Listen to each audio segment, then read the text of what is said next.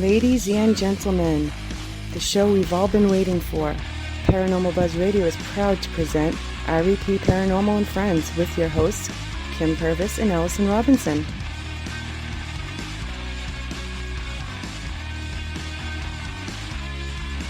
Live every Thursday night on Spreaker, 8 p.m. Eastern, 7 Central, 5 Pacific. Be sure to check out their Facebook page, REP Paranormal Busters.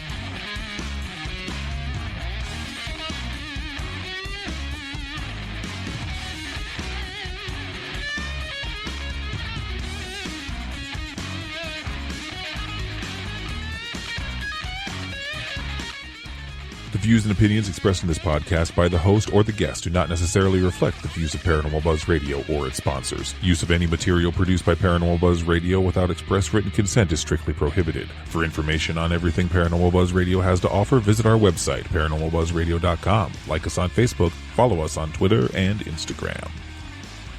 Listener discretion is advised.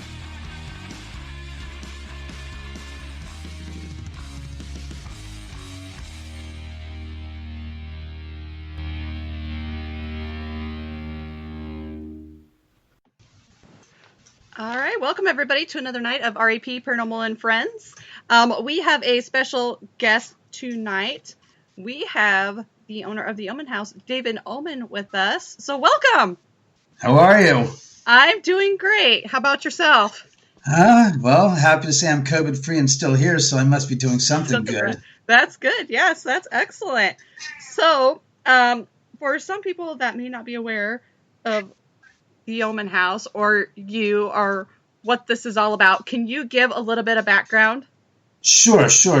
My name is David Oman. I about 22 years ago, in 1998, I got a call from my dad late November or mid-November on a Sunday morning, crack of dawn, telling me about a piece of real estate that was for sale at an incredibly, ridiculously low price. Mm-hmm. And I basically came up to this area, and it turns out, after I got up, I found out where it was and what the significance of this location was. It was on Cielo Drive. Now, again, everybody today would say, "Oh, Cielo Drive, once upon a time in Hollywood," you know. Yeah, and it's like, yeah. 22 years ago in 1998, Cielo Drive, just another street in Los Angeles. I mean, outside of those people that we would call death hags and serial killer followers, for the most part, there wasn't a lot of, recognition of the name Cielo Drive instantaneously like it is today. So I drove up here, and when I got up here, it's like, oh my God. I said, I know where the hell I am. And the reason why it was personal to me is because in high school, we used to come up here to go to the Tate gate. And yeah, before I go any further, I have to now say what it is. The property sits 150 feet down the private drive from where Sharon Tate's house once stood. Mm-hmm. And again, at the time in 1998, when I got up here, it was like, it didn't register.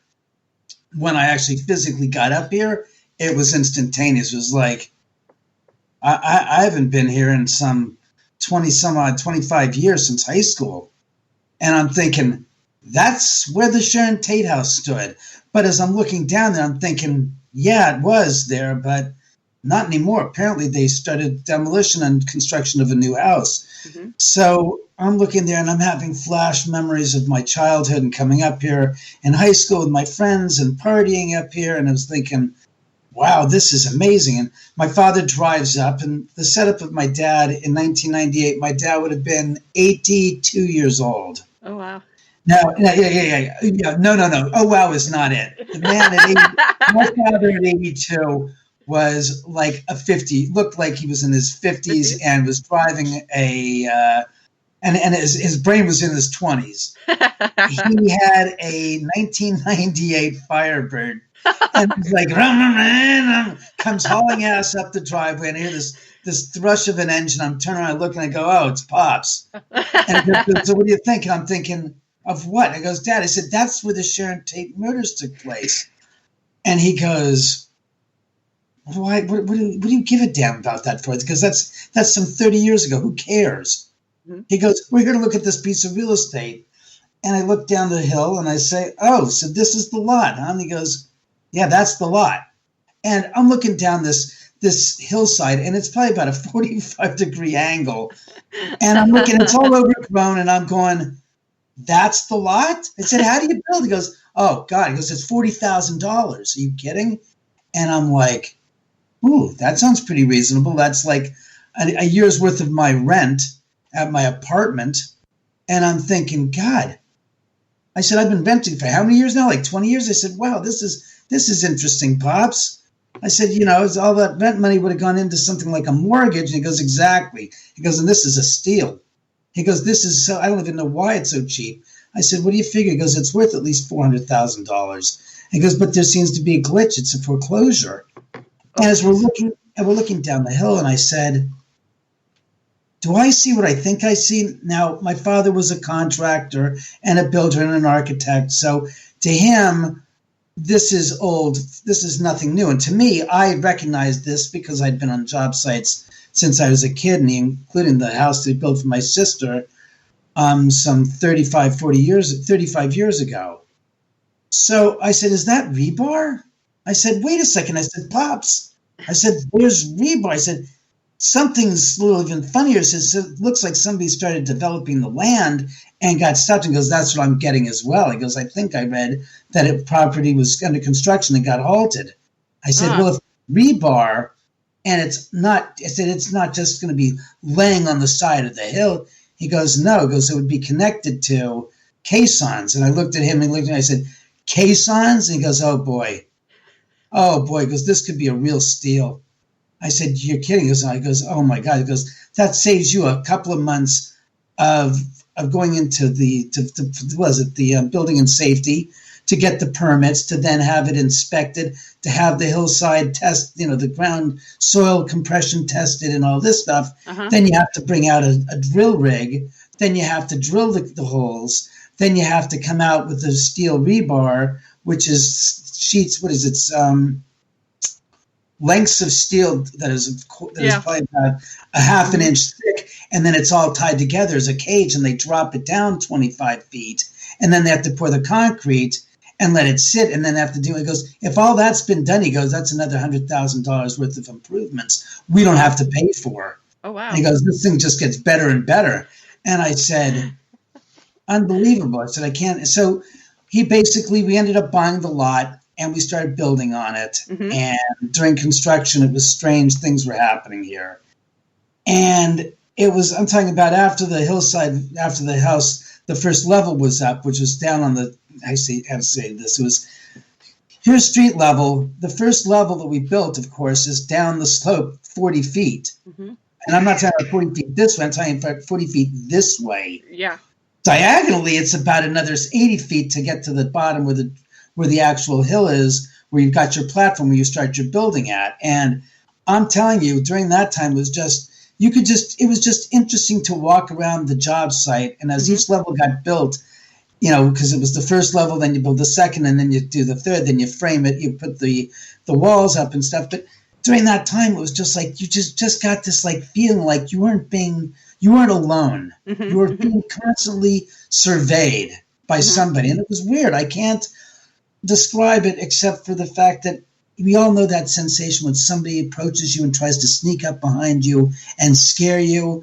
And in this case, it was constant with the house. Mm-hmm. It was constantly present, that you felt this kind of presence, let us say. And after a while, see, I'm the kind of person that says, a New Yorker. I don't sit there and just go, oh, la, la, la, la, la, la, la. Oh, what's that? Oh, okay. I'm like, okay, what the hell is that? I go right into it. I get into its face and says, what's going on here? I said, this isn't funny. This is becoming not scary, annoying. Mm-hmm. It's after one time, it's okay. Ha ha. The second time, it's like, The third time, it's like, are you freaking kidding me? Are you really serious? You've got to have some excuse, or better have a good reason what the hell you're doing, because I'm getting a little annoyed here. And that's why I got to the point. It's like, all right, it's not bothersome. It's not scary. It's annoying. And people say, why do you say that? And it's like, because most people are like, ah, ah, ah. And I'm like, what the hell are you scared of? What are you scared of? Confront your fears. And it's like, oh my God, it's a ghost. And I said, so what? So what's the reason why you're having a meltdown? It's something inside of you, meaning that person, not me, but the person reacting to that situation that creates this drama, this, oh my God, it's here to hear me. It's here to scare me. It's here to hurt me. And I say, what justifiable reason does it have to want to hurt you? Yeah. But it does. It's a ghost. It has to want to hurt me. I've learned this from movies, from TV shows, from books, from these people, demonologists. And I go, okay, what is that going to do for you at the end of the day? You're living your life through their glasses that they've provided you with to react according to what they tell you to do. And I said, I've seen a spirit. I've seen an actual apparition. And it was like, okay, what's going on? It goes, who died? It's like, did my mom die? Because the situation I was in, the conditions and the circumstances I was under, is that my mom was dying of cancer. And in the middle of the night, this apparition, this spirit, this person, because he didn't look like balls and chains and he was floating. He was standing on the ground, life size. Everything was normal except for the fact that he was in shades of gray. And I was looking at him going, all right, I know you're a ghost because I don't have anybody living with me. And who the hell are you? Right. You must be, I thought you were an emissary ghost. And again, I relate my own experience to what my godfather had told me when he lived next door to my parents' house. I want to say, God, it's got to be about 40 years ago now. And he lived next door, and he told me this experience he had where two spirits manifested at the foot of his bed, and he wasn't terrified or scared. He just was like, and then he says, in his mind, he heard the voice, or he saw the image of his aunt, and he knew that she was dead. And he said that those spirits that were there manifested and disappeared to be emissary spirits to notify him that his aunt had died. So he went back to bed. He woke up in the morning and it got a call from his cousin in the East and says, Leonard, he goes, and he then said, he goes, Aunt such and such died. At which point his cousin said, how did you know? And then he says, I remembered the incident the night before, and just said, that's what that was about. And he goes, it was no big deal. And I said the same thing. So when the spirit manifested there and he was pointing towards turning a quarter turn towards the house next door, the property next door, which is vacant. And I interpreted it as he's pointing towards the driveway, going down the driveway. And I told that story until the construction of the new house next door to my house. And I was like, oh, crap. 8 years ago, I saw the apparition of Jay Sebring, who I didn't recognize as Jay Sebring until I went and did some research at the LAPD and found a photo of Jay Sebring. It said Jay Sebring with his natural hairstyle, because Jay didn't have straight hair like mine. He had kinky coarse hair, and he being a hairstylist to the stars, and the fad being straight hair in the late 60s, that he would then make a hair relaxant to put in his own hair to relax his hair to make it straight. So the thought that when I saw him, I didn't recognize him, and then found out later it was he, and the fact that he was pointing towards the property next door 8 years before construction, as it all unfolded, and I was like going, oh my God.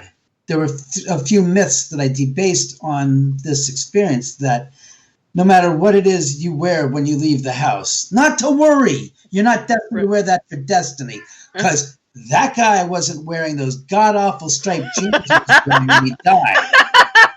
And I could have said, if I would have seen those freaking jeans, I would have said, Jay freaking Sebring, how are you, hair man? Man, they made shampoo about, I would have said all these things, but not recognizing and didn't give me the sense of, oh my God, he died down the street and he's here to tell me about the house that's going to be under construction 8 years before the property was even sold. Secondly, he did not look like a corpse rotting. Now, again, he'd been dead for 40 some odd years at the time, or maybe 30 some odd years at the 36 years. He didn't look like he was coming out of the grave, looking all rotted halfway down, and I'm sure he is in the grave. He also, secondly, did not appear to have any of the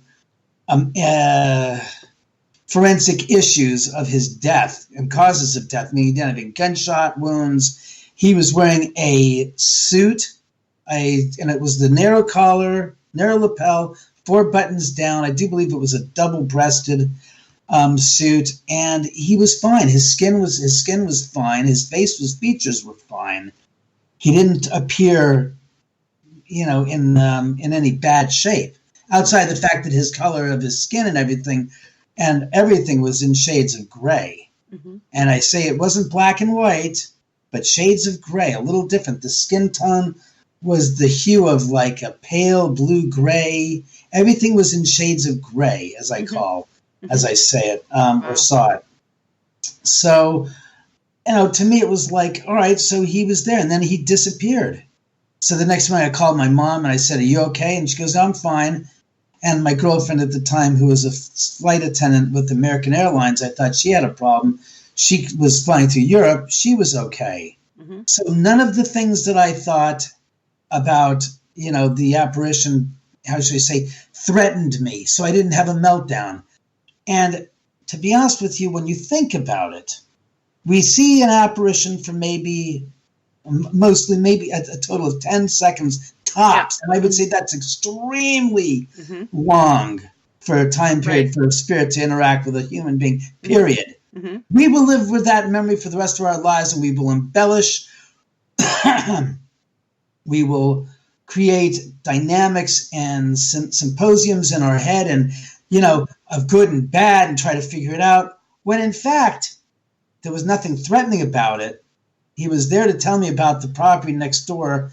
Unbeknownst to me, I still to this day don't have an answer why Jay Sebring manifested years before the construction of that, or the sale of the property. But in the instance of what they did, unlike building the rest of the homes up here on a step foundation, which is taking the grade of the hill and then putting caissons deep into the ground, securing them, and building a concrete step foundation, which you then build your framing up on. No. There, they literally took the mountain 80 feet straight down, 60 feet straight down, and cut out the entire hillside. Meaning for 70 feet down the driveway, they put up a row of caissons, built a concrete wall, removed all of the dirt there. Well, first they removed the dirt, then they put the wall, but that's what they did. So there was literally a whole evisceration of the mountainside.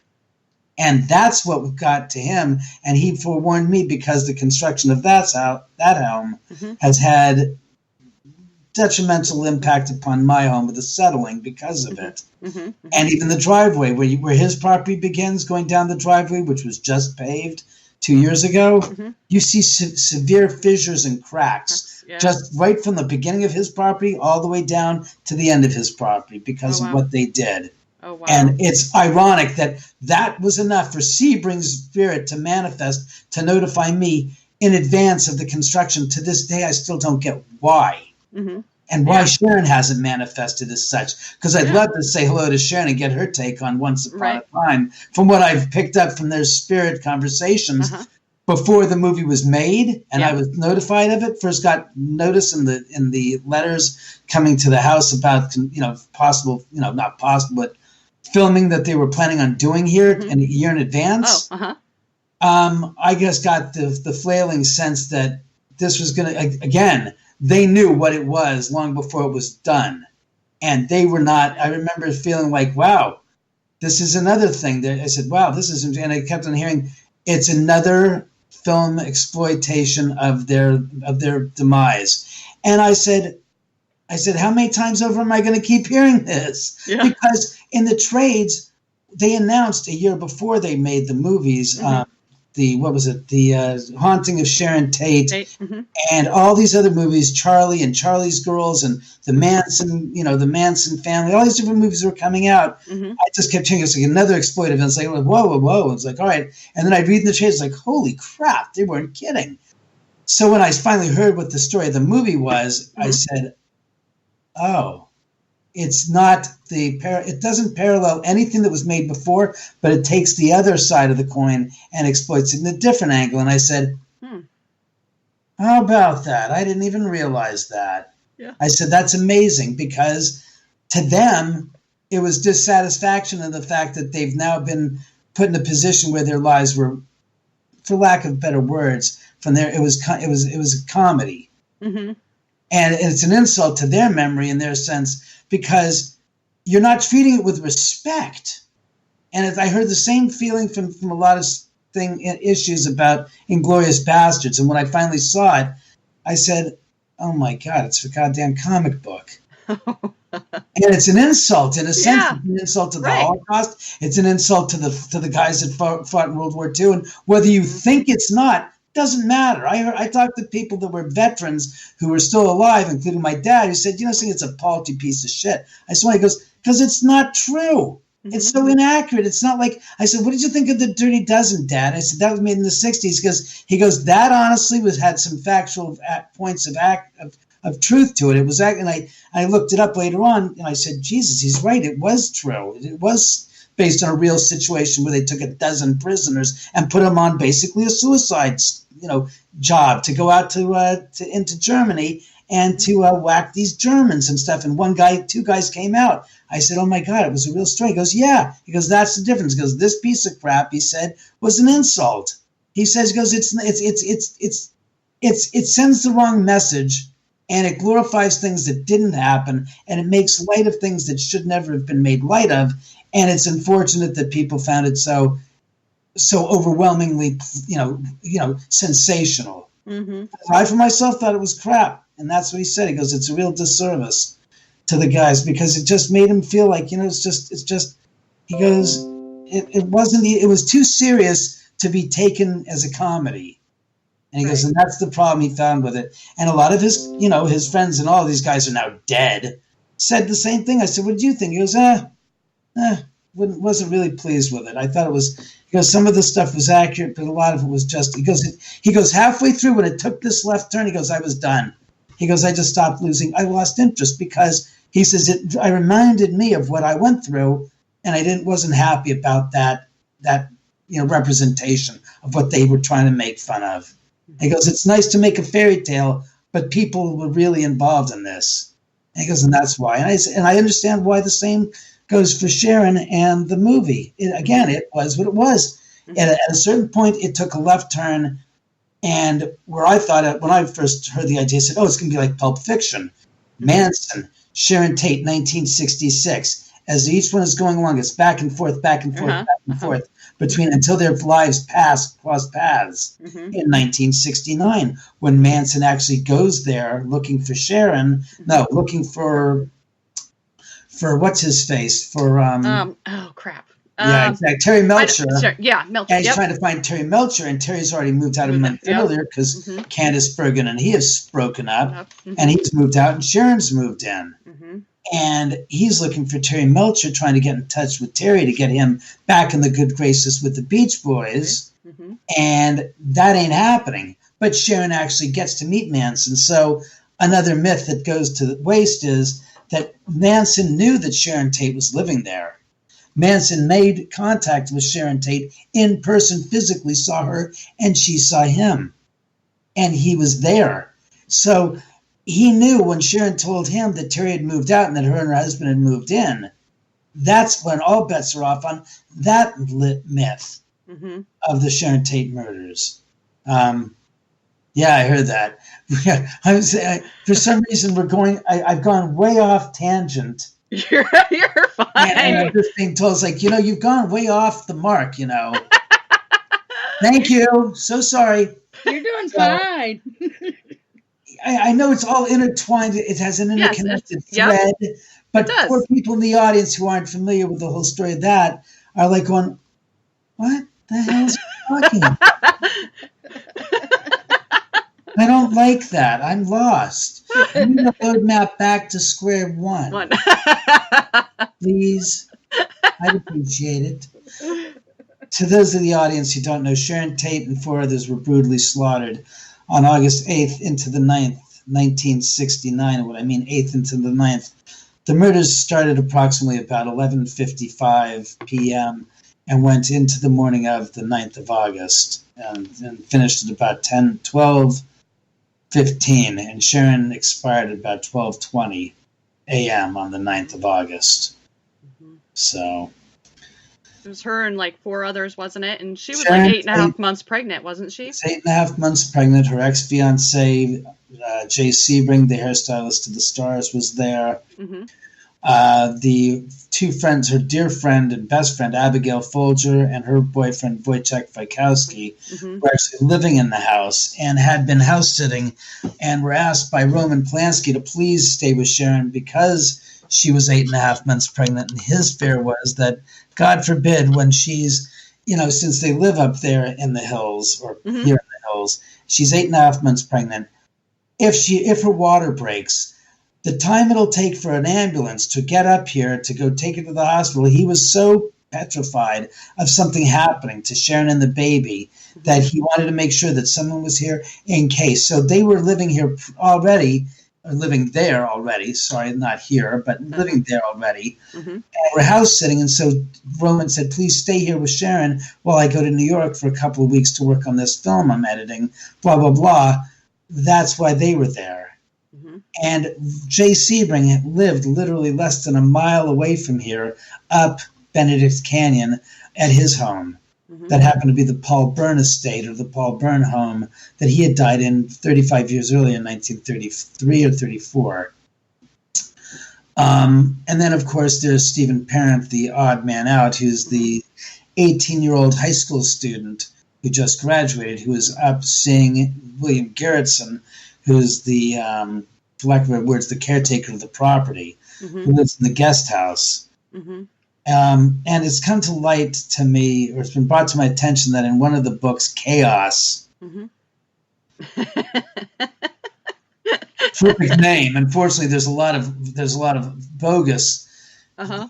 assessments that are made and claims that are made. And one of the ones that was brought to my attention was Scott Michaels mm-hmm. of Dearly Departed Tours was that it's a known fact that on the back part of the property there was a wooden railing.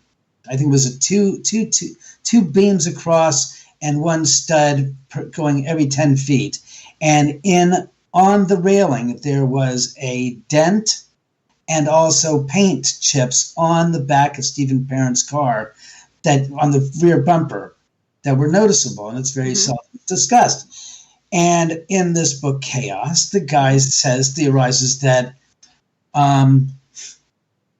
Stephen Parent was not the first to die, but was in effect the last to die, and that he and William Garrettson were locked up in the room, mm-hmm.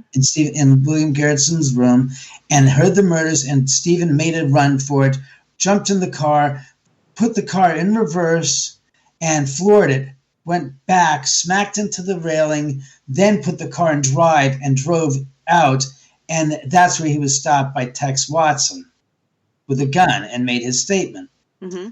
And I kept saying, why does that have to be the situation of the timing? And he's putting it this last instead of first. I said, because everybody else's testimony, and the only person whose testimony we really have mm-hmm. is one of the girls who turned state's evidence. And she said that they came in and the first person they killed was the kid driving out in the car. He was waiting for the gate to open, and Tex walked up with a gun and basically put it in and bang, bang, bang, bang. And the mm-hmm. kid pled, said, I promise I won't say anything. Because, again, in the book, Chaos, he says that why would William Garrettson state that he promised he wouldn't say anything? And as if he is, and that's what he's hanging this all on. This whole mm-hmm. This whole story is predicated in timeline on that statement that he's saying William Garrettson said. Mm-hmm. Oh, and I said, but wait a second. Tex Watson's walking up with the 2 girls, and he's got the gun in his hand. He's not pulling it out at the last second. And even if he does, mm-hmm. he's in front of the car, and he sees this guy, and Stephen Parent sees this guy walking up, either with the gun in his hand or he's pulling a gun out before and he's pleading for his life. Doesn't mean that the setup can't be that he got in the car, he put the car by accident in reverse, it went backwards, it hit the thing, it didn't crash through the barrier, it just made contact and it dented it. Not that fast, obviously. Mm-hmm. And then put it into drive, came out, stopped, waited at the gate was opening, here comes Tex and the girls, he sees the gun, that whole thing plays out just as Linda Kasabian said it did. Mm-hmm. The problem is that people want to take the story and turn it into, again, a QAnon session. Mm-hmm. Mm-hmm. It's a conspiracy. Sharon's father was in on it. He was with Army intelligence. Sharon's still alive. I mean, the stories are ever unfolding, and it's a great for a cottage industry if you're invested in that. Yeah. But if you're invested in the truth and the integrity of the story of the actual what occurred, and not trying to look for threads to create a blossoming flower out of a filament thread, the likes of which you can't see except under a goddamn microscope. It's that thin of a thread. Mm-hmm. But it expands and blossoms into this weed, which is an insult to pot, but it's like a dandelion field of bullshit. Yeah. And it's like, how much more can you guys stand before you start to stop thinking this is how it all went down? I mean, they treat it like it's the Kennedy assassination and the Zapruder film. I mean, it's almost, it defies logic. And that's kind of what kind of peeves me off is the other myth that I was supposed to be at that party and I didn't make it. God, thank God I didn't. It's like more bullshit there, more myth making, because there was no party that night. And again, it insults the integrity of those that were killed that night. And saying that Sharon, who was 8.5 months pregnant, was cavorting around with the idea of cavorting with her friends and having parties and whatnot and doing drugs late into her term of her pregnancy. It's just nobody ever thinks beyond what they say to say, well, if you say that, keep going down the fucking rabbit hole and explain the rest of it, because it branches off and they're making different commentaries about different people that you know doesn't hold water. Mm-hmm. Yeah. Yet you want to provide that as a claim where everybody is saying the same with, well, I was at Woodstock, and it's the old saying goes, if everybody who claims to have been at Woodstock was at Woodstock, Woodstock would have had 3 million people there, and there was only 500,000 people there. So who the hell is lying and drawing a nose longer than Pinocchio's? Right, yeah. I mean, it makes you, and the worst is I remember Chuck Norris saying, if Bruce Lee and I were supposed to be there that night at the party, but we got held up. And it would have been a different scene had we been there. It's like, yeah, it would have been a different scene because Sharon was in her pajamas, Abigail was in her pajamas, Wojciech was in his jeans, Jay lived up the street. So where does this party fit into? A pajama party where they had pillow fights? Or the people who not only that lived there and that had a connection to being there were also entertaining people that had no connection to being there that night or had reason to be there that night outside of their bullshit. Yeah. So, I mean, it's just more of the nonsense of the myths that people make up and stuff and the stories. And, it is what it is, but it's not true. Right. And unfortunately, where I come from and where I live at this house, with the spirits not only of Sharon and Jay and the other victims, but thousands of other spirits that just drop on in as the house turns out to be a gosh darn... like a beacon for... Like a ghost flophouse is what you could basically call it. Yeah. And on the gosh darn, the aforementioned maitre d' of the home and taking care of it. Uh-huh. And to me, it's like people say, aren't you scared? It's like, what am I going to do? I don't believe in the idea of, I'm going to speak some words in Latin and they're going to look at me and go, you took Latin, didn't you, Dave? It's like, yeah, when I was a kid in junior high school, what about? He goes, do you remember the saying? And spirits are telling me this, saying, Latin is a language as dead as it can be. Latin killed the Romans, and now it's killing me. We don't play Latin, they said. Uh-huh. The idea that people are going to read Latin, it's like, where do you come up with this crap? Why don't you go read Sanskrit while you're at it? You know, as good a goddamn chance as a ghost listening to Latin and saying, Semper Fidelis? Cum laude? And I didn't say come louder. I have no idea what you're saying, guys. What are you asking for? Mm-hmm. Caveat emptor? Seize the day? I don't know. The spirit's like looking like, well, what the hell does that mean, man? I don't speak that shit. Got any jive? I mean, the idea that we're going to sit there and speak these words, and for some reason, we believe it has religious connotations because it's Latin, and going, and ghosts are going, you're kidding me. They're doing Jack Benny. He goes, well, isn't that fun? For those who don't know Jack Benny, this is his famous pose. He was always just like, well, Rochester. I don't know what they're having, but we're not enjoying that. It's not the way it works. The idea that people want to ascribe, this is going to work with it. Let's put down a thing of salt in a circle around us, and I'll do Doc Brown from Back to the Future. Yeah. It doesn't work. The salt, they freaking love it. Oh shit! I thought they were anti-salts. They love salt. Oh crap! They think it's cocaine. Oh my God! Look at that go. The salt line goes up. It's the idea that that's going to make the difference. It's like we're living in the world of Superman, and kryptonite will scare Superman. So salt will scare ghosts, and ghosts are like going, I like salt when I died. I died of kidney failure because I ate too much salt. Give me a goddamn salt lick and I'll be happy. I'll leave you the hell alone. Give me my salt.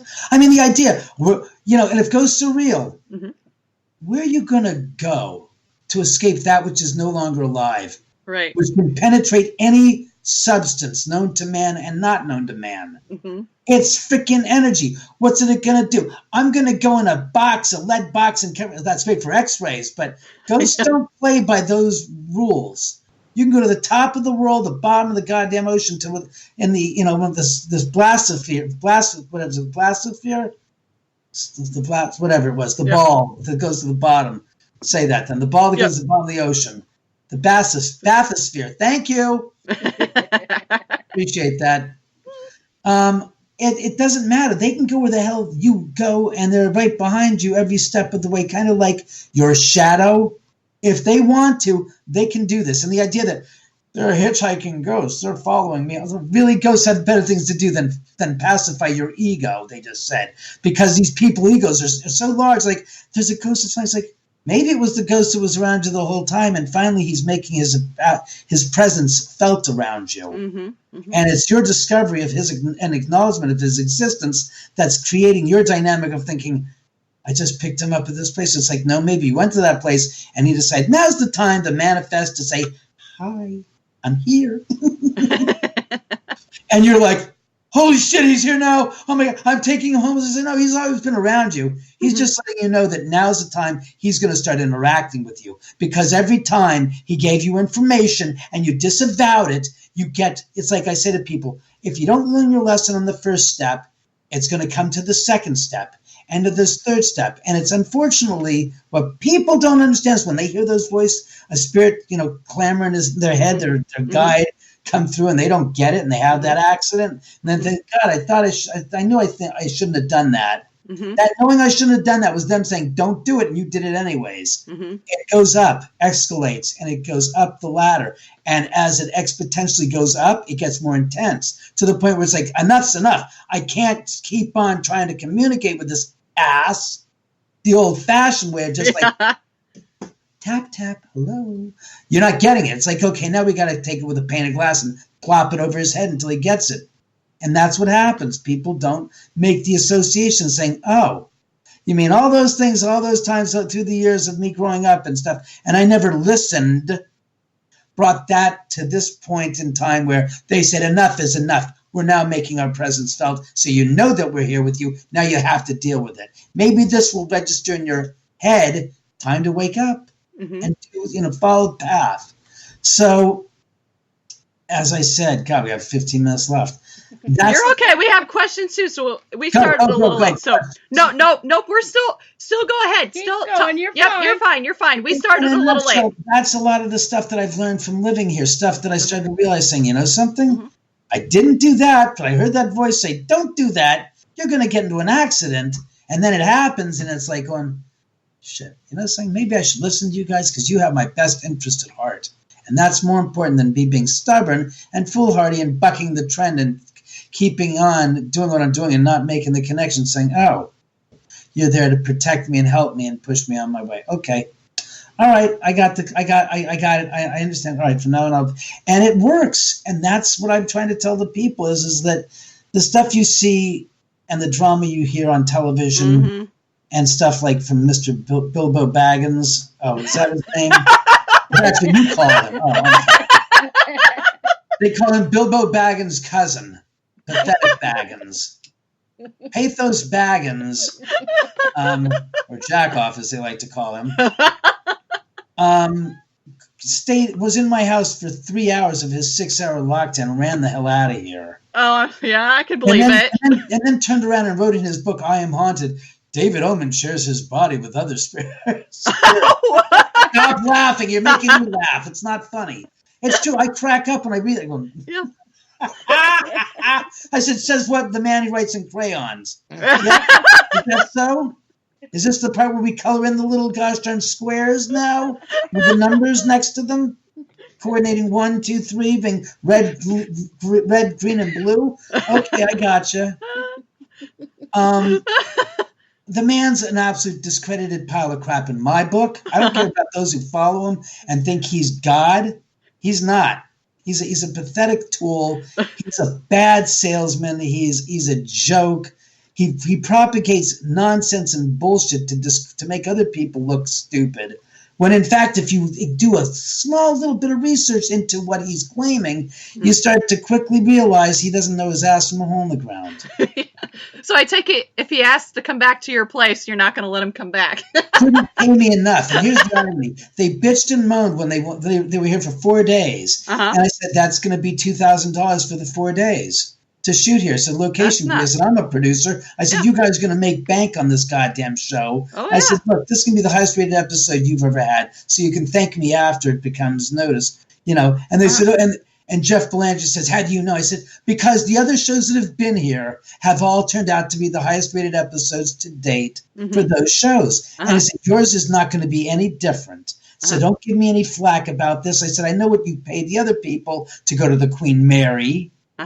And I said, I already know what your track record is. So don't give me this. We don't pay. I said, you pay location fees and you have in the past. So don't give. So they bitched and they moaned and they finally paid. They did $100 worth of damage to the house during the filming. Holy shit. One of the guys took the Pelican case and turned it and it went right into the wall and made a nice 2-inch by about an inch by about a half-inch deep gash in the wall that happens to be the screen that we project the projector projects the television image on. And I said, that's going to cost an arm and a leg for the paint. It's special screen paint. And they bitched about it. And in the book, he says, David got upset about the littlest things. And he doesn't say what it was, but he says that I got upset and lost my temper. And it's like, yeah, the level of disrespect you afforded my house during production and the amount of crap I had to go through to get you guys to pay the $100 to have the repair done is pathetic. And it just shows how cheap and cheesy your production company is and how disrespectful you are, not only to the home, to the homeowner, and to the spirits that were here, to the point where they ran out of here after 3 hours. And it wasn't like it was funny. They were terrified. They were terrifucking-fied. That's funny. I did watch that episode. Oh, that episode left so much hanging on the wall. Yeah, it there did. was so much other stuff that happened here they didn't put in there. And later Zach goes, well, David's possessed. And I'm like, I'm possessed? And in his book, he goes off and says this. And I go, I now come to find that on every episode since the past 2 years now, he's been getting possessed at every location, and he's the master of self-possession. What the is that all about, man? Jesus Christ! Now it's the in thing for him to be. So now I'm relegated to the heap of crap pile with not myself, but about 12.5 other people whose locations he's been to. Contacted me and said, you experienced what we experienced. Oh, wow. And we can't stand it. The girl, what's his face? Bloody Mary in Louisiana, down New Orleans. Yep. Mm-hmm. She contacted me. We spoke at length about it. She goes, he crapped all over this and that. A guy up in Seattle, Washington, whose place was not haunted, according to them, where the frickin' cabinet doors were flying open and closed on their own, said the same thing. And I've heard from other people, and they just said, they can't stand him. And here's what's ironic. I spoke to Barry Taff, Dr. Barry Taff, probably about 4 months ago now in August. And he and I talked extensively, and I recorded the conversation so we'd have it. Barry said that, after he did that show about what was it? He did the movie about the demon house. He goes, I called him up, he said. And I said, why? He goes, because they purposely edited the question parts to his answers and put in different questions to the answers and merged them like this. He goes, I wasn't asked those questions on those answers. And a lot of those answers, I was cut off, edited, where I was continuing to finish my statement to clarify what I meant, and it never made it. Oh, wow. And he says, I reached out to Zach. I called him several times. I called him on it, and he blocked me. He doesn't take my calls. He doesn't take my emails. He basically, I'm persona non grata with him. I was like, wow. I said, it's amazing, babe, because so many people think that what you said about my house in the show was taken. He goes, a lot of that, I said, was edited. He goes, of course it was. He goes, I didn't get to finish my sentence before he heads out the part he doesn't want to expose the audience to. Mm-hmm. Yeah. So, let's be honest here, and let's go one step further. Anybody who holds the title museum to a location shouldn't ought to have any goddamn performers jumping out of the woodwork to scare the patrons and to goose them, because that's not my idea of a museum, nor is it a collection of things that are sent in by quote-unquote fans trying to unload their haunted objects, and you put them up for display in different categories and assigned by categories going different rooms of your museum. I think that's kind of paltry BS when there's probably maybe 100 artifacts that are quote-unquote authentic that you know of, that you have from these quote-unquote celebrities or paracelebs or vicious mass murderers, etc., etc. Oh, yeah, sorry, thank you. And the ultimate statement of disrespect and disparagement of a person's memory is by far what you've chosen to do with Sharon Tate displaying her wedding dress on a mannequin right next to Charles Manson's blood and ashes painting and his gosh darn, what was it, his hospital gown that he died in display. Oh, wow. You have got to be one of the sickest, most deranged, pathetic pieces of shit to ever have walked the earth, ever, to have that kind of low-class, low-brow, hyperbolic, controversial displays ever.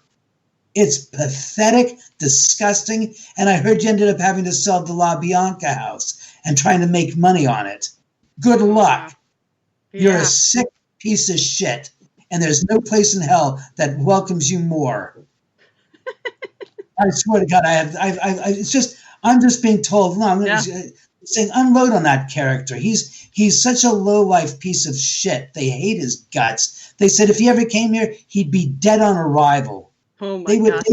If he thought it was bad the last time he was here, 7 years ago, he wouldn't stand a chance, since what he has done and perpetrated since that time is about tenfold worse than the stuff that he did to me and trying to make me out to be a character of ill repute. I mean, there was just such animosity and viciousness and anxiety towards him and disparagement. I mean, I'm just feeling like let's not go any further because it's painful for us. He's just he's a discredited fool and a baboon, and that's it. And they just can't stand him. Yeah. I mean, that was an interesting episode. But I mean, you've been on other shows as well, and I know that I just seen that you did an event in your house since we're all in lockdown. You did like a virtual type event because I know you have your house like, I mean, you've got video cameras everywhere, and I watched some of your things, and some of the things that you capture, and I could hear it, and your dogs would like react to it. It's very. Yes, it's interesting. Yeah, and it's like I said, I got footage that we when the event. What was that? A couple months ago. Uh-huh. That didn't go. That didn't go as planned. The company that I was working with had some glitches, so it wasn't going live, and then we ended up giving the live feed out for free. Period. Oh, and then the next night, I said, "What about that code we gave out the night before?" He goes, "Oh, that's still good for tonight." It's like, "Oh crap." This is over. I said, I'm just going to call it a loss and just let it go. And we had Nick Roth and Katrina and Elizabeth Saint on for about an hour and a half, and they were terrific. I get a kick out of Nick and Elizabeth. They're a hoot. Mm-hmm. And like I said, I have footage that I was going to show on that I think I showed once on there that we still have that I have yet to upload to YouTube. Mm-hmm. But there's some incredible footage that we shot where my friend came down from Northern California before he moved to Georgia. And he's, as you said, I've got 24 HD 3-megapixel cameras throughout the house with infrared and audio. And he was upstairs unpacking his bags. And again, he wasn't ghost hunting, as you would say. He was just unpacking his bags. I had gone downstairs a few minutes earlier, and it was just the two of us in the house. And I hear him say, "David, is there a girl in the house?" And I'm like, the fuck? And I go, "No." Why? He goes, "Because I just heard this girl call my name." And I'm like, what? So I run upstairs, we watch the footage, and sure enough, on 3 cameras in that room, you hear a woman's voice go, "Hi, John." Oh my gosh, wow. And it was just this soft, whispery voice. It's definitely a girl. And I'm like, holy crap. And what's ironic is I said, "John, right before I went downstairs, didn't I tell you that I get this feeling that the spirits are telling me that they're going to miss you, that they enjoy you coming down to visit and hang out here, that you're one of the people that they really went out of their way to say, hey, he's a good kid. He's a good guy." Mm-hmm. They really liked him. And I have nothing to say about, like, why do you think this? Like, they liked him. It's not good or bad. It's that they took an affinity towards him. Mm-hmm. And I said, he goes, "Yeah, you did." I said, "Well, there you go. There's the proof in the pudding." I said, "That's as clear as a bell." And he goes, "Oh yeah, that's crazy, man. That's nuts." I'm like, but again, I never feel scared or threatened. It might startle me. It's like, okay, it's like, all right, you got me. Now what? You don't live on the razor's edge, and when you do, you basically do one of two things: you either explode, or you come down the middle and you split in half. Mm-hmm. But you can't live there forever. You can't live on that type of a frenetic type.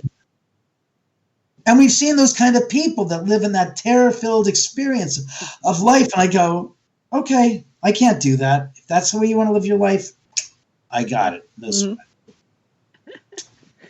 And so, also, with all the experiences that you have had in your house, you have a book that's out. I have a book that's out, yes. This said book, Ghosts of Cielo Drive, The Afterlife of Sharon Tate and the Spirits of the Oman House. And let me tell you, this, of course, is Sharon. This is Rudolph Valentino, whose home, Falcon Lair, is literally about 1,000. I can't judge distances from across the canyon. It's literally across the canyon from my house, what's left of it.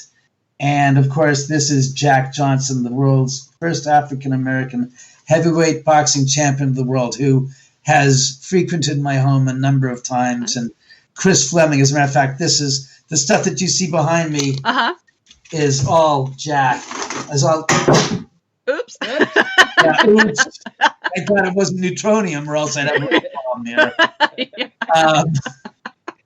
But this is just some of my collection. Like I said, I could shut up. Jack's like, show him the room. It's like, do you freaking mind? Christ. I'll show him the room, you son of a bitch. God, you pain in the ass. Nothing like bossy ghosts. Here,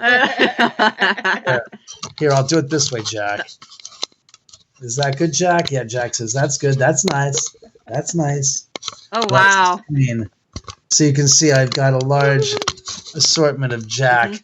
or Jack's got a large assortment in my home here, and he's manifested here. He's actually one of the stories in the book, a real unique story about how his spirit manifested here, and I was dumbstruck because the people that had the experience had never been here.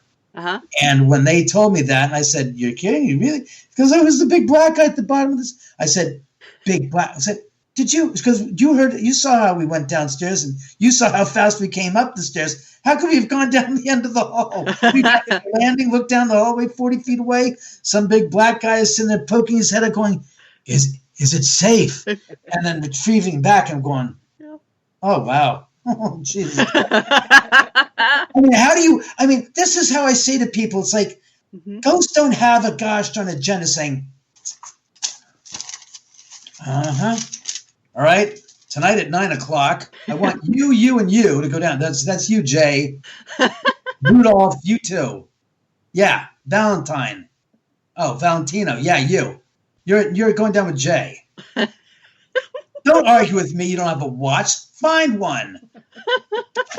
It's not like that's the way it works. It's like they feel a compunction or compulsion to manifest. You can go looking your ass off for something to happen, and then you just I've given up. And at that freaking moment, hello, hi, we're here. It's like I just turned my cameras off. Are you serious? That's the kind of stuff where spirits, decide to say, okay, it's now time. Mm-hmm. And people don't get it. And I get a little perturbed at, I have a new spirit box. It was originally called the Frank's box because the first goddamn incarnation was brought here back 15 years ago. It was called the Frank's box. And I said, what the f*** is that? Well, it scans the AM frequencies and this and that, and it picks out and allows the spirits. And I say, you think a gosh darn spirit needs a freaking toy to communicate with you with? Do you really think so? I said, you've told me a million times you're haunting and you hear a spirit talk to you and you hear a voice and you're like, holy shit. I'm thinking, you didn't have a little box there to communicate with you, did you? You heard it. And he goes, so what makes you think that this is you're looking for the shortcut, I keep on saying to people. You're looking for an easy way to make a long process shortened. Mm-hmm. The problem is you can't force time to speed up. Right. You can't make the weather speed up. Mm-hmm. You can't make electricity go faster because you want it to. You can't make a cell phone call faster just because you have 5 freaking G. Yeah. Deal with it is what I keep saying to people. Stop looking for some salvation or some shortcut to happiness and deal with the fact that it is what it is. It's the same story with fishing. The analogy between ghost hunting and fishing couldn't be clearer. Mm-hmm. You sit out on a goddamn boat in the middle of the water, be it a lake, a river, or a fucking ocean, and you're sitting there waiting for a freaking bite. Yep. Sometimes it happens like this. And sometimes it's 100 freaking minutes before something happens, and the only thing you're having is a goddamn beer in the ice chest. Yep. That's it. Mm-hmm. Deal with it. Yep. It's called patience. Yeah. And what stupidity of human beings are, because we're so impatient, we need this now. Immediate instant gratification. Now. What does that breed and create? A marketplace where people can basically create crap, design crap, and sell crap to individuals who are too impatient and willing to say, it takes time. Mm-hmm. And if it happens, it happens. I'm going to stick with the aforementioned tape recorder, micro cassette, digital recorder, and give it a shot that way. Mm-hmm. If the spirit is there, he's going to make sure that we know. Not, I got confirmation. Whoa, what did you hear? I don't know. I sounded like, what? Put your headphones on. Yeah, I just heard the same speechy crap the first time. I heard it again. I don't need it a third time. Thank you. With these cameras in the house, and I'll show you one of the cameras. Yep. There's one right there. That one. Yep. I don't have this problem of having to look for them. They come in and chime in and talk when they want to, as they wish. It's not like, spirits, what do you want for dinner? And then, we want filet mignon. It's like, screw you. You want that? fork up the cash. Yeah. Like that. Yeah. They manifest when they manifest. And it's not always when we think we're looking for them. Mhm. And that's what I said. When I hear something, I review the footage. I'm like, holy crap, that is something. Mhm. And that's how it is. Mhm. But to devalue, and people hate me saying this, and I'm the most honest son of a bitch in the goddamn field. And I'm not a paranormal investigator because I don't want to be put in that gosh darn boat with everybody else, claiming I have a theory, I have a this, I have a that. All I have is the truth. Mhm. And the truth is that a lot of the stuff you guys believe in and make hooey about is impractical, unfortunately, nonsense. Because most people will come up with a theory. Thanks a lot, assholes. Will come up with a theory, Mhm. and then they won't test it beyond that limited application. And that's why I have a problem. Because even though it's not a science, and it's a pseudoscience, you can afford to practice some common sense rationale to them, saying, this is my theory. So if that's your theory, what about this, this, and this, and this? And it's like, okay, that's my theory. It's gone. Exactly my point. Mhm. That's why people are so hung up. It's like, this is my theory. This is my ego. This is my theory. This is my ego. It's like, is there a difference? No, because in this field, it's cattiness that supersedes everybody's instincts. This is mine. This is mine. It's not sharing in a community way. I've heard so many people that I've known in the 15 years I've exposed myself to the public and the audience about this house between doing my own investigations and stuff, that groups that were once huge, good little groups have split up into 3 groups from one group. Why is that? Well, they had a fallout with this, their theory, and this. They took my... And I go, unbelievable. Nobody stops and says, we're letting our egos get in our way of our curiosity. And at that point, I start to go, something, I don't need, life's too short to have to worry about that kind of crap. And people say, well, are you part of this group? You part of this group? I said, I'm part of no groups. That way, I can float. I can be in my own, be in my home, people I can meet and interact with and make acquaintances with. But I don't have to worry about the shit on, you're with that group? Well, I can't be friends with you because you're with that group. Did you hear with this group? This? And I go, just gouge my eyes out with sawdust.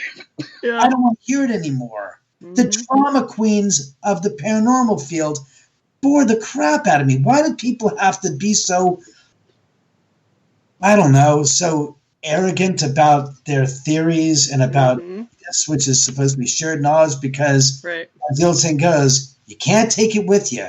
So the idea that you're beholden to holding on to this, thinking you're going to become famous for this, is about 1,000,000,000 trillion to 1. It is going to happen.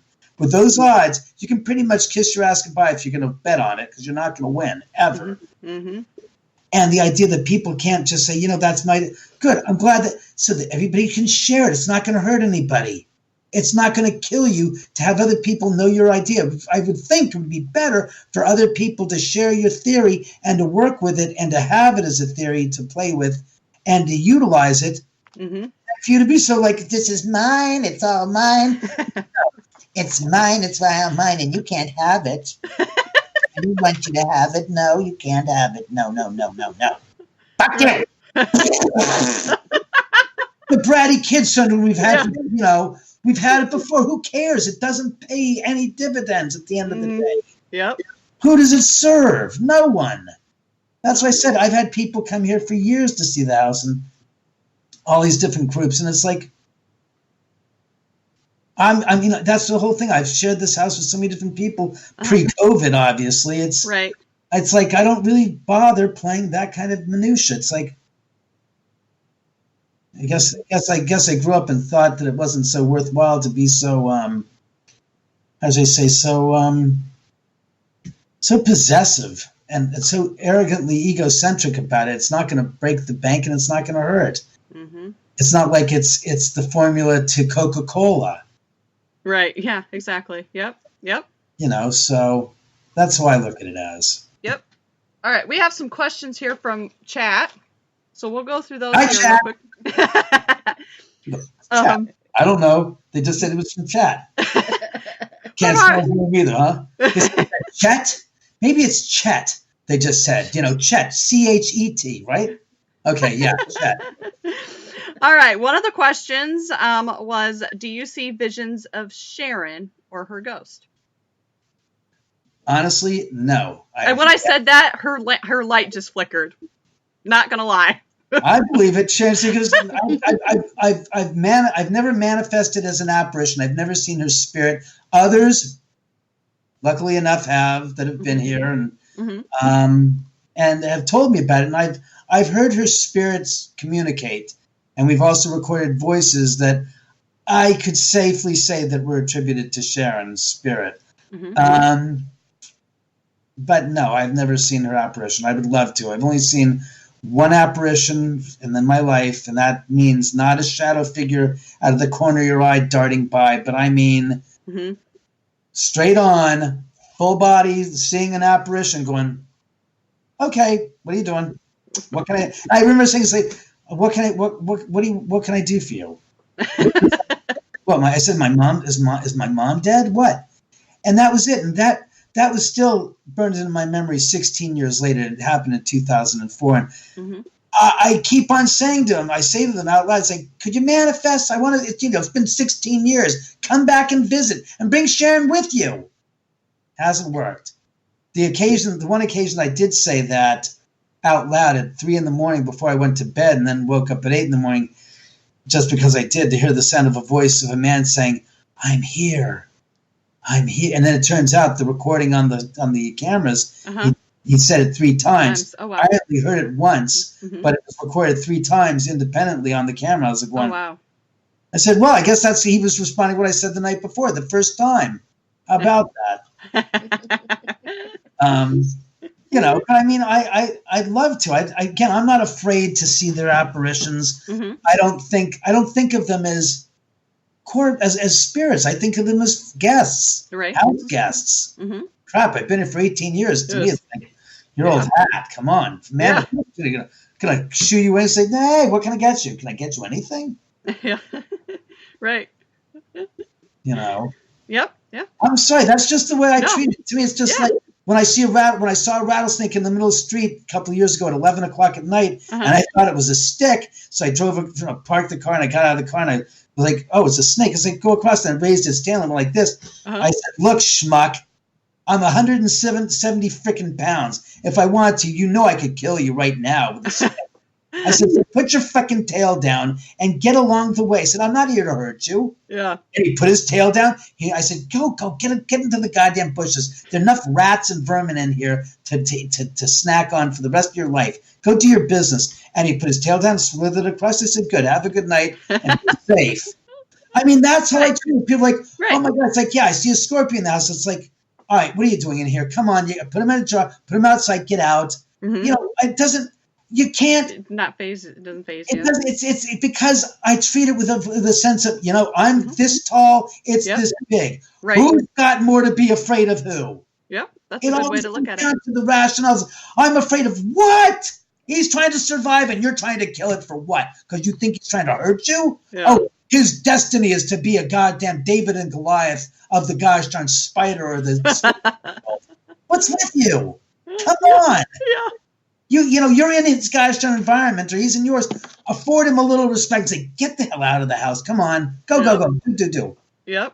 And that's it. It's the same thing with spirits. Like, okay, you're here, but with spirits, I'm like, you broke the glass, you sons of bitches. I said, what the hell do you think I am? Made of money? I said, don't do that. That's not good. And people go, well, you get pissed off. I said, yeah. They do something that gets me a little irritated. I call them out on it. What am I going to do? Sit there and take that crap from a friend? No, I call them out on it. Right. Living in bed makes no difference. Yep, that's right. That's a good way to put it. It actually really is. All right, let's see here. Here's another question. You kind of answered this, I think, earlier, but how many spirits do you feel are actually there?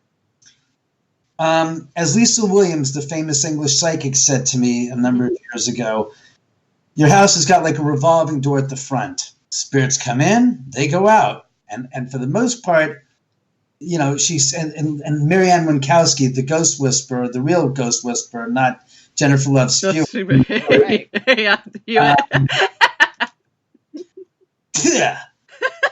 Pubic hairs. Marianne said to me, she goes, "Your house is wild." She goes, "You have like this giant ghost flop house. I can't explain it." Because to the spirits on the other side, you're like this, as you said, you're like a beacon in the darkness. I said, "What do you mean?" She goes, "Those spirits just are out there out in the spirit world, and they see this, and they see it as a rest stop, and they come in and they go out. Some stay, some leave a little later." And I said, "Really?" She goes, "Yeah." Because I said, "Oh, okay." Because again, what am I gonna do? What can I possibly do? Right. Put up a sign outside saying, "No ghosts, no entry." Oh yeah. No vacancy. Sure. That's gonna work really good. Yeah. So a lot of spirits and an unknown quantity of spirits visit the house. Let's say. Okay. All right. This is a running question. One of our listeners asked this to every guest. Going. I got it. Yeah. All right. Yeah. Talk. I'm listening. All right. What's the one object in the world you never want to be haunted? What's the one object in the world I never want to be haunted? Wait a second. My gosh, John. This isn't even working. My God. Jesus Christ. That I don't want to be haunted? Yeah. You probably really don't care. A hair dryer. There you go. The hair gun. God forbid, you burn your freaking scalp off. Honestly, the idea that somebody thinks that a goddamn freaking doll, because it's shaped like a human being, is haunted because the plastics now irradiating a spirit. It's as haunted as this gosh darn pen. It could be as haunted as this lighter. It could be as haunted as this remote. It's not. The one thing about the paranormal field that really kind of bugs me is these fringe offshoots of objects can be haunted. It's like, oh yeah, there's enough space in this gosh darn case for a spirit to fit in, because that's what you're saying. See, nobody takes the rationale of, well, this object's haunted. What's it made of? Plaster Paris? Or is it plastic? So it's a plastic doll. And because it's shaped like a human being, like Charlie McCarthy doll, made the same crap PVC as this, let us say, it's haunted. Could it just possibly be that what you say is not only false, but a total misrepresentation of what possibly is happening? And that is that I'm looking for an object that I can use as a prop. All right, here. Lunchbox. Circa 1972. Yeah, this is an old beast. This is actually my old beast that I had. See, some kids had Flintstones and whatnot. Yeah, NFL. I had this Fakaka thing. Yeah, this thing. Yeah, you see, they actually don't even exist anymore. Yeah. Like the Houston Oilers are on here somewhere. They're the Houston Oilers. They don't exist. Nope. Let's see who the hell else is here. Oh, yeah, there's that team named the team from Washington. Yeah, that's as PC as you cannot get. Oh yeah. That's the original. Yep. So my point is supposing I had this as a kid. Correction. Supposing there was a kid that had this 45 years ago, and he's now dead. But when he was going to school, this was his treasured item of his childhood. See, he used to have paper bags and stuff, and his friends all had these highfalutin, high-end, lunch boxes, and this kid didn't get but one chance to have a lunchbox, and this is what the fuck he ended up with. Now, put yourself in those shoes, and the kid's dead. At least in my case, it's not physically, just from the head up. Yeah. My point is that that's just my love life. My point is that this to him was his prized possession, and it's the only thing that physically still exists in this world from that when he was a child, and somebody has collected it, and I'm now proud owner of this. Mm-hmm. It's not that it's possessed, as they like to say, or that he occupies the space inside. And I can probably open this up. No, I can't. My point is that he doesn't occupy it, as you want to say, it's haunted. Mm-hmm. He has a connection to it. And since it's one of the only things that physically still exists in this world that is of his connection to this existence, he is very possessive of it. Mm-hmm. He is not haunting it. Mm-hmm. It's a possession. And I just heard, kind of like the story of Robert, the dog. Oh, yeah. Mm-hmm. Robert is not haunted. The spirit hangs with it because it's the last remnant of his life in existence. He is quite terribly possessive of it. And he's very fragile and delicate of personality. And I'm not giving him emotions. I'm saying that he is very sensitive to the way people treat him. So you could touch Robert and not be absconded with problems if you have sincerity and respect in your heart. And you walk the path that he feels is respected to him.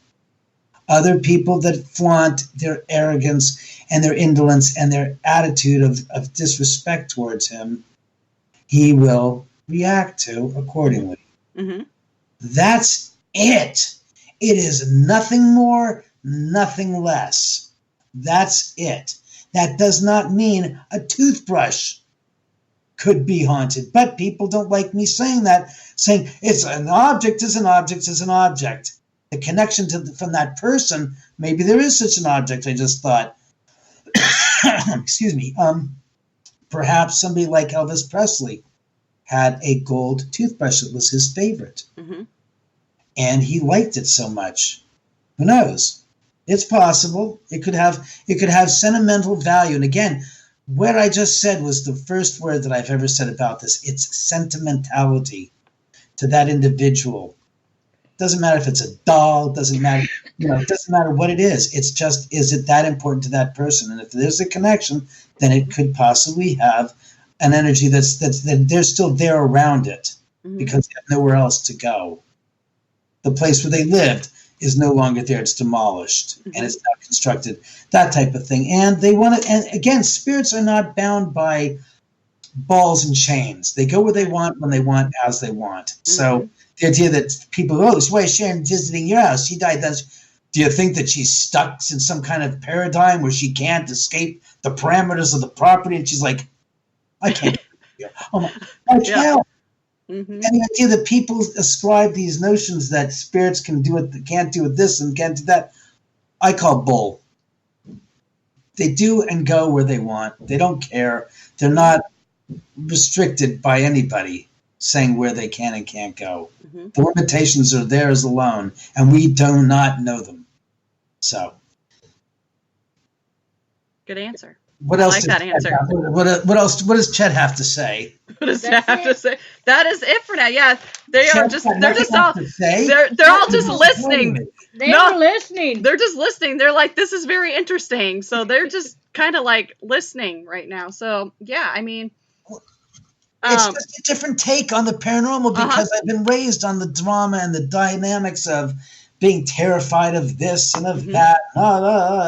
And once I started to, experience it and live it and see it firsthand, I said, I have a choice. I either live with it, and deal with it and just go, okay, fine. Or I run away and I keep running. Because once you start running, you can't stop. Mm-hmm. That's the thing that people don't understand is, again, there's a rationale type of, I apply to this, which is, again, if you make the statement, keep it going further down the thread and see how far you can go with it. Because the idea is if you think you're haunted and you go to one place, they're going to appear wherever the hell you go. Mm-hmm. You have to come to grips with it and have to call the boundaries out to them and say, that's enough of that shit. Yeah. I'm not taking it anymore. Mm-hmm. I don't goddamn think. It's the same thing you would do to to somebody who recognizes they're in a bad relationship, be it a friendship, be it a physical relationship, be it any relationship, be it a work relationship, be it a boss, and you say, that's it, I can't take it anymore. This is a boundary line. This is as far as it's going to go. And from this point, I'm now going to change and do this. And I'm not going to continue dealing with you anymore because I can't. You don't respect me. You don't listen to me. Mm-hmm. And that's kind of where I go with the spirits and saying, we all got to figure this out and get along. We can't, have one-upsmanship because eventually somebody's going to get tired of it, of being squashed upon, and going to come up and rebel against it, be it them or me. Mm-hmm. Exactly. And that's no way to live, so. It's not. It's definitely not. Okay, well, we need to start wrapping things up here. So I want to make sure that everybody can check out your book and get that. They can go check it out and buy it on your website, Ghosts of Cielo Drive, correct? .com, yes. .com, yep. You have your YouTube channel. Yep. I'm just looking for a postcard handy. Where are my postcards? Reggie. Post. Thank you, Sharon. You're always the best help. Gotta love spirits that help you find stuff quick. God bless the spirits. All right, so there's the information on me. I hope that thing can get focused. Let's see. So it's Ghosts of Cielo. Here, let me pull it back. I got Ghosts of Cielo Drive. Yep. GhostsofCieloDrive.com, YouTube.com/David Oman. Yep. TheOmanHouse.com, HouseAtTheEndOfTheDrive.com. And like I said, I will be posting, some new videos in the next couple of days. This, of course, is the book. Yep. And again, it's only available at GhostsofCieloDrive.com. I'm trying to work on an audio book. And, is that a headache? Oh, I bet. It was like, you have to do the voice. You have to read. I'm like, oh, God. It takes, as long as it takes you to read, and I'm not talking about those pricks out there that are speed readers. Every word that you hear in your head while you're reading that is what I'd have to do. And the amount of hours you're reading it is the amount of hours it takes to spit it out and put it on tape. Uh-huh. I said, how many pages we got? He goes, 20 pages. I said, what was that? He goes, it was like an hour and a half after we redid. I said, oh, shit. I said, oh, crap. I says, well, he goes, David, it's not just reading it because you have to do several takes to get it down. I'm going, he goes, and when you mess up a word, you pause. He goes, and I don't like it. And I want to do a retake. I'm like going, oh, crap. I said, how many? Because you're probably looking at about 15 hours to 20 hours to do the whole book. I'm like, oh, hell no. I said, God. So I'm working on it. I know people are, I'm blind. I can't read. It's like, oh, crap. I can't speak. So it will get done, I promise you. And I will get it up on Amazon since it's the thing to do. Bezos. In any event. What else would you girls like to ask me? Anything about this? Oh, yeah. Happy holidays. Yes. Yeah, I was going to say, does that say Merry fucking Christmas? Well, I think it does since you just said it. It's blurry. It's kind of blurry for me, but I was like, oh, that is great. I love that shirt. I was thinking it said that the whole time, but I was like, maybe it doesn't. Maybe it does. I'm not really sure. It says it. It sure does. I love that. Very fucking Christmas. The man to make. That's the man, Sid. Sid the Vicious. No, you answered like all my questions going down through because, with this damn thing I have on, I have to try to learn how to write left-handed. So it's pretty, chicken scribbles if you can see that. But you pretty much answered everything I had written down. Well, I'm glad to hear that. Yes, no, it was great. I loved it. Yes, no, okay. What are we playing? Get Smart? Yes, Chief, no. Max. 99. What the hell's going on here? Jesus Christ. Larrabee. I don't look at me, Max. I don't know anything. What? Yes, no, who knows? I don't know. Doctor Who? Doctor No. Okay. Doctor No, Doctor Who. Doctor Who, Doctor No. Oh, Dr. Strangelove. Screw you. Get out of here. Yes. Dr. House. Go find yourself one. You're not practicing here with Doctor Who and Doctor No. Doctor Who No House. Yes. Okay, you were saying. Robin Williams is coming through loud and clear. Nanu, nanu. Nah. Thank you, Robin. Thank you so very much. It's nice for you to make an appearance. Go back and play with Jim Morrison and smoke a joint. I love it. I absolutely love it. I loved every minute of this tonight. It was great. Thank you, happy everybody. COVID. No. Yeah, happy COVID. Don't forget to wear your mask. I've got a cat mask myself. Meow. There you go. I also have a football mask too. It's big. It's big, bulging eyes. It's great for Halloween, but not good for saving lives. I bet not. So thank you, everybody who was in chat. Thank you for everybody who was listening. Thank you, tonight. chat. Chat. Yes.